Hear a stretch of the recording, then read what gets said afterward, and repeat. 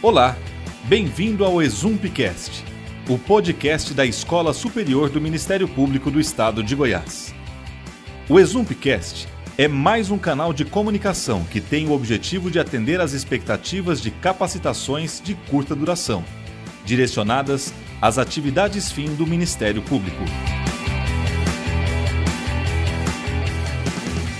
Olá, eu sou Márcio Delfim, coordenador pedagógico da Escola Superior do Ministério Público do Estado de Goiás, e hoje nós vamos conversar um pouquinho com Valério de Oliveira Mazzuoli a respeito de controle de convencionalidade pelo Ministério Público. Valério Mazzuoli é doutor em Direito Internacional pela Faculdade de Direito da Universidade Federal do Rio Grande do Sul, aprovado com nota máxima e com voto de louvor, summa cum laude, por unanimidade. Mestre em Direito pela Universidade Estadual Paulista Júlio de Mesquita Filho, aprovado com conceito máximo e com distinção pela banca examinadora. Realizou estágio de pós-doutoramento em Ciências Jurídico-Políticas na Universidade Clássica de Lisboa, sob a orientação do professor catedrático Jorge Miranda. Atualmente é professor associado da Universidade Federal de Mato Grosso, aprovado em primeiro lugar no concurso público de provas e títulos de ingresso na carreira. Consultor jurídico internacional, conferencista e parecerista. Possui vários livros jurídicos publicados, com destaque para as áreas do direito internacional público e dos direitos humanos, sendo referência constante na jurisprudência do Supremo Tribunal Federal. Meu querido amigo Valério Mazzuoli, primeiramente eu gostaria de te agradecer por ter aceitado o nosso convite para bater esse papo no dia de hoje. E eu começo perguntando o seguinte: qual a importância do controle de convencionalidade no atual estágio da proteção de direitos humanos?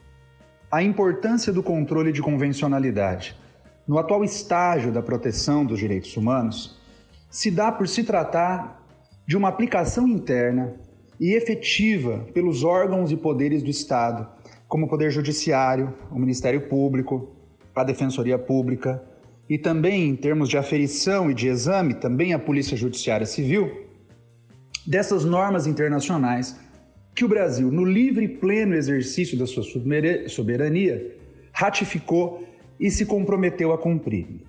Portanto, o controle de convencionalidade se reveste de tanta importância que ele se iguala à aplicação das normas domésticas em determinado Estado.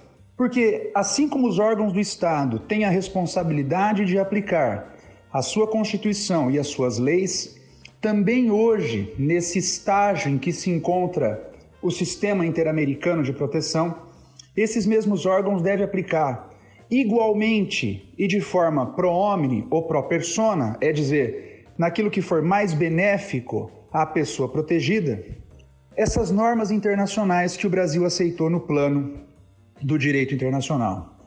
Esses tratados e convenções, eles complementam a coleção de leis nacionais e eles trazem um mosaico normativo que muitas vezes ajudam e auxiliam a decisão de um caso concreto que eventualmente não seria decidida da mesma maneira aplicando a legislação doméstica, porque ou a legislação doméstica não prevê esse tipo de direito ou essa garantia, ou a legislação doméstica protege a menor, ou eventualmente não garanta aquilo que o direito internacional está a garantir. Nesse sentido é que é necessário o exame de convencionalidade, portanto a mecânica de controle de convencionalidade pelas autoridades do Estado para compatibilizar as leis domésticas com os comandos dessas convenções internacionais ratificadas e em vigor no Brasil. Então, daí vem a sua notória importância dentro dessa quadra pela qual passa o sistema interamericano, que é a complementação com garantias internacionais dos direitos presentes na jurisdição doméstica. Perfeito. Um segundo questionamento que eu gostaria de fazer é como que o caso Gelman versus Uruguai, julgado pela Corte Interamericana de Direitos Humanos, influencia a possibilidade do membro do Ministério Público exercer o controle de convencionalidade?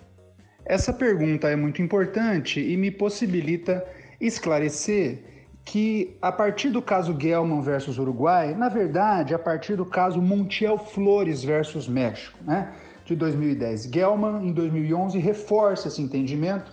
Então, podemos dizer que, à luz desses dois casos, a Corte Interamericana deixa de dizer que apenas os juízes ou o Poder Judiciário deve controlar a convencionalidade das leis. E vai afirmar que não somente os juízes, ela disse também os juízes, mas não somente os juízes devem controlar a convencionalidade, mas todos os órgãos do Estado vinculados à administração da justiça.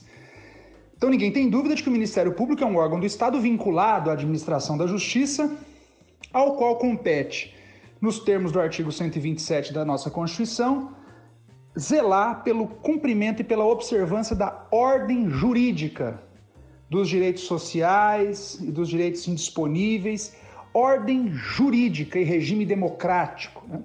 Então, a partir desses casos, o promotor de justiça agora se vê também na obrigação, segundo a jurisprudência da Corte Interamericana, de aferir e controlar essa convencionalidade. Então, examinar a convencionalidade das leis em todos os casos que for atuar. Por exemplo, o membro do Ministério Público pode requerer o arquivamento de um procedimento de investigação criminal, de um inquérito policial, por dizer, isso não é crime mais à luz do sistema interamericano, né? Imagine, por exemplo, o caso de uma conduta que é típica e antijurídica dentro da ordem jurídica brasileira, mas que para o sistema interamericano isso não é um crime, é o exercício da liberdade de expressão. Então, o membro do Ministério Público solicita o arquivamento desse procedimento e aí ele está controlando a convencionalidade. Quando faz isso, então, portanto, nem desemboca mais no Poder Judiciário, então ele resolve o problema interna corporis dentro dos limites da própria instituição. Veja como é muito interessante isso e veja que arsenal maravilhoso o Ministério Público no Brasil tem para aplicar também tratados internacionais de direitos humanos dos quais a República Federativa do Brasil é parte. E como que fica a questão do controle de convencionalidade por parte do Ministério Público, considerando a autonomia funcional de seus membros, bem como a autonomia institucional do Ministério Público? Ou, em outras palavras, é possível afirmar que, para um efetivo controle de convencionalidade, é imprescindível que haja um encadeamento interinstitucional entre Ministério Público e Judiciário, bem como um encadeamento intrainstitucional do promotor de justiça com os órgãos colegiados ou superiores?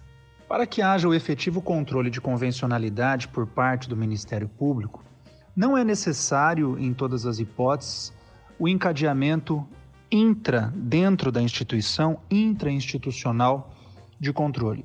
Apenas quando o órgão superior tem a opção legal de controlar os atos do promotor público de primeira instância. Salvo essa hipótese, como por exemplo, nas hipóteses de arquivamento de procedimento de investigação criminal e também na hipótese em que o membro do Ministério Público é o titular da ação, como titular da ação penal, essas hipóteses cabem exclusivamente ao membro do parquê e a ninguém mais, tendo em vista a titularidade constitucional, qualificar aquilo que entende por convencional ou não.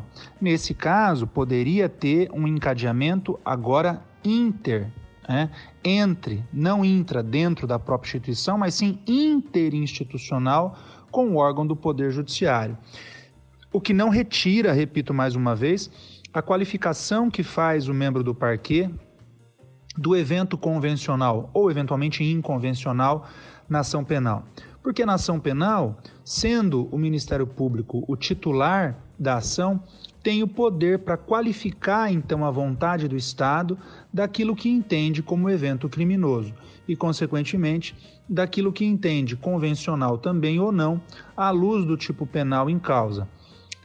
Se eventualmente o Poder Judiciário entender de modo contrário, nós temos aí núcleos de controle que tentaram compatibilizar os comandos domésticos com os tratados de direitos humanos, o que não significa que a ideia de um exclua a do outro.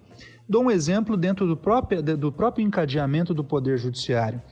Quando um juiz de primeira instância nega um recurso a uma determinada ação, uma determinada propositura, a um determinado cidadão, com base numa constitucionalidade ou inconstitucionalidade, havendo reforma dessa decisão pelo Tribunal Superior, não significa que o juiz inferior não controlou a constitucionalidade. No mesmo sentido, se o Tribunal de Justiça do Estado, que controlou a ação do magistrado de primeiro grau, tem também a sua decisão controlada, eventualmente pelo Superior Tribunal de Justiça ou eventualmente pelo Supremo Tribunal Federal, que revoga a sua decisão e consequentemente, mantém aquela primeira decisão de primeiro grau, também não significa em absoluto que o Tribunal Estadual não controlou a constitucionalidade porque sua decisão, o seu acordo foi reformado.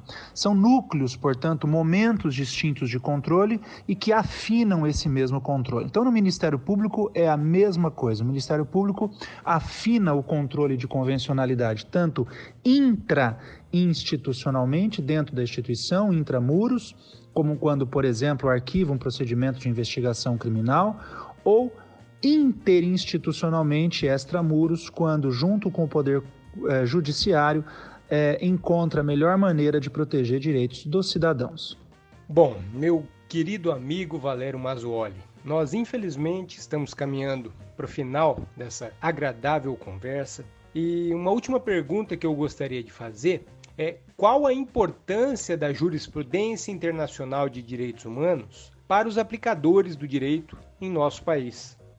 A jurisprudência internacional de direitos humanos tem muita importância hoje no Brasil porque ela pauta os padrões e os estándares internacionais de proteção no continente americano, no nosso entorno geográfico da Organização dos Estados Americanos e também no âmbito global, no âmbito da ONU, pauta os estándares globais, os estándares chamados onusianos de proteção.